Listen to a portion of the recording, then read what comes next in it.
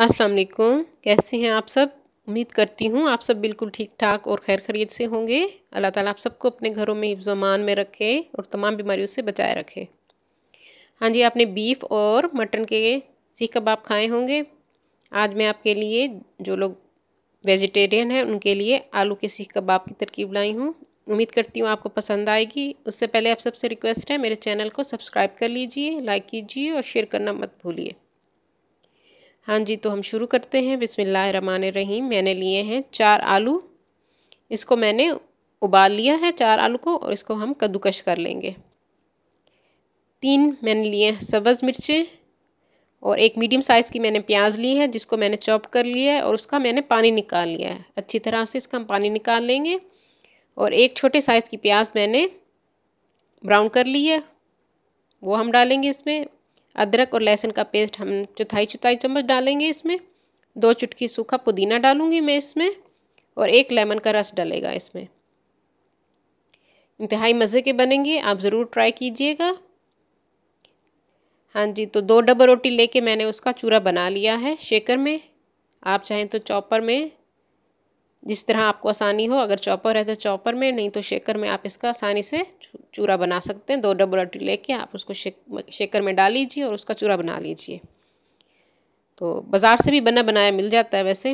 हाँ जी, चावलों का आटा डलेगा इसमें। सूख मिर्च, गरम मसाला, नमक, मिर्च, हल्दी, चाट मसाला और अजवाइन, नमक और सफ़ेद ज़ीरा, ये सब चीज़ें हम इसमें डालेंगे। ये जब मैं डालूँगी तो आपको बताऊँगी कितना कितना हमने डालना है। तो आलू को हम कद्दूकश कर लेते हैं। एक टिप आपको बता दूं, आलू को कद्दूकश करने से पहले आपने इसको ठंडा ज़रूर कर लेना है। हाँ जी, सारे आलू हमारे कद्दूकश हो गए हैं।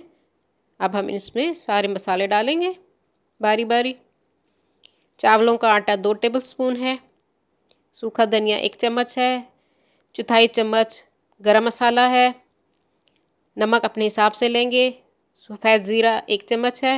सुर्ख मिर्च 1 चम्मच है। चुटकी में डालूँगी इसमें अजवाइन की। 2 चुटकी चाट मसाला और हल्दी चुटकी।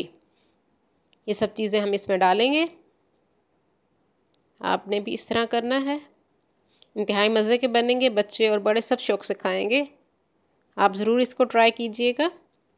हाँ जी, अब हम डब्बा रोटी का चूरा इसमें डाल देते हैं।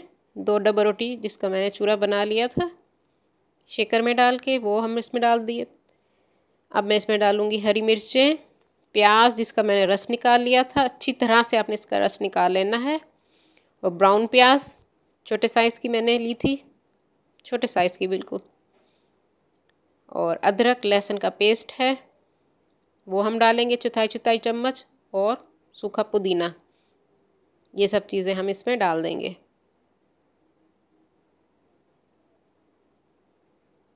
और 1 नींबू का रस मैं इसमें डाल दूँगी, बीज निकाल के।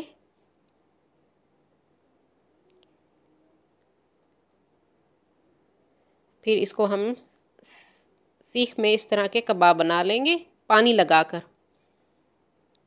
सीख को आप पानी लगा लीजिएगा। हाँ जी, तो हमारे कबाब तकरीबन रेडी हो चुके हैं।